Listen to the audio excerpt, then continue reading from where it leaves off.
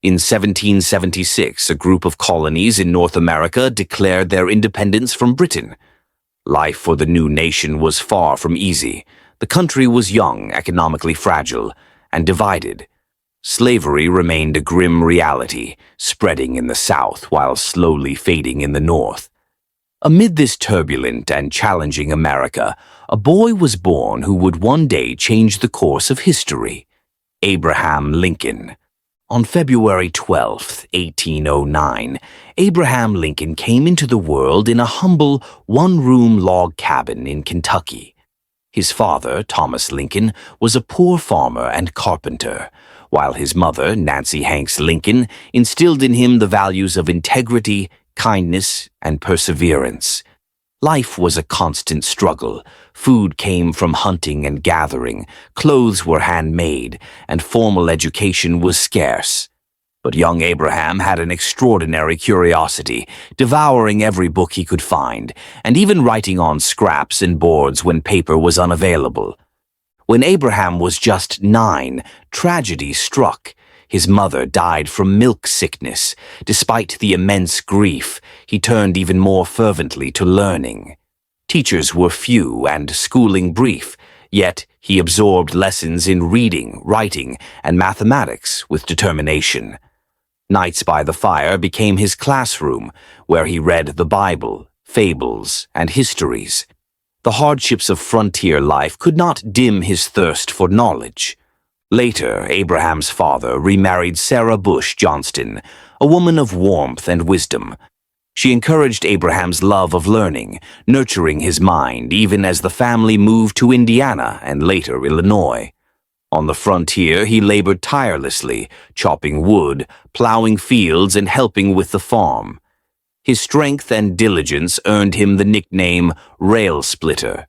But even in the toughest work, his mind soared with ideas and dreams far beyond the frontier. At 19, Lincoln traveled down the Mississippi River on a flatboat.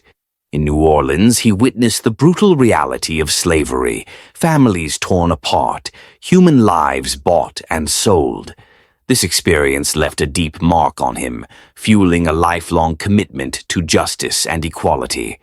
Returning home, Lincoln became determined to educate himself and dedicate his life to the service of others.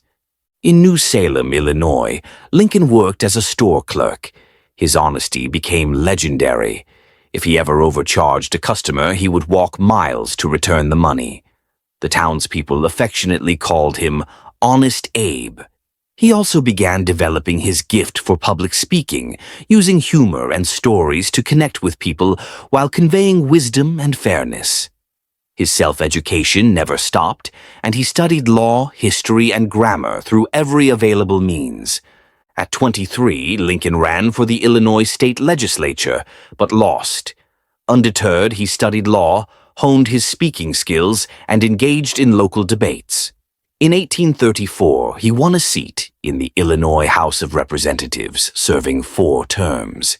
He focused on infrastructure, education, and spoke cautiously but firmly against slavery. His integrity and thoughtful reasoning earned him respect across political lines. Lincoln taught himself law by translating legal texts into language he could understand. In court, he earned a reputation for clarity, fairness, and dedication to justice. His practice became a stage for the values he carried into politics: honesty, empathy, and the pursuit of equality. In 1854, the Kansas-Nebraska Act reignited the national debate over slavery. Lincoln returned to politics, warning that the institution threatened the nation's survival. He famously stated, "A house divided against itself cannot stand." His speeches gained national attention, and his principled opposition to slavery became the hallmark of his political career. In 1858, Lincoln engaged in a series of debates with Senator Stephen Douglas. Speaking plainly yet powerfully, he argued that slavery was morally wrong and that no person had the right to own another. Though he did not win the Senate seat, these debates catapulted him to national prominence, earning him a reputation for wisdom, integrity, and moral courage. In 1860, Abraham Lincoln was elected President of the United States. His election alarmed the South, which feared his anti-slavery stance. 7 states seceded, forming the Confederacy, and the nation stood on the brink of civil war. Lincoln's leadership was about to be tested in unprecedented ways. On April 12, 1861, Confederate forces fired on Fort Sumter, igniting the Civil War. Lincoln, with little military experience, became commander-in-chief. The Union suffered early defeats, and critics questioned his abilities, yet he persevered, visiting hospitals, comforting families, and steering the country with steady determination.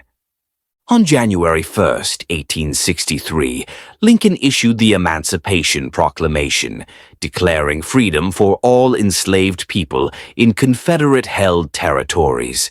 The war now had a higher purpose: liberty for millions. Lincoln transformed the conflict from a fight to preserve the Union into a struggle for human freedom. The summer of 1863 brought pivotal victories. The Union captured Vicksburg, gaining control of the Mississippi River. At Gettysburg, over 50,000 soldiers lost their lives, but the Union prevailed. Lincoln delivered his Gettysburg Address, urging the nation to dedicate itself to a new birth of freedom and affirming that government of the people, by the people, for the people, shall not perish from the earth. By April 1865, the Civil War ended. The Union was preserved and slavery abolished. Lincoln's vision of equality and justice had reshaped the nation. But on April 15, 1865, he was assassinated by John Wilkes Booth at Ford's Theater.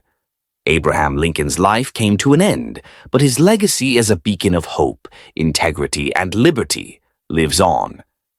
From a simple log cabin to the White House, he proved that one person could indeed change the course of history. Abraham Lincoln remains more than a president.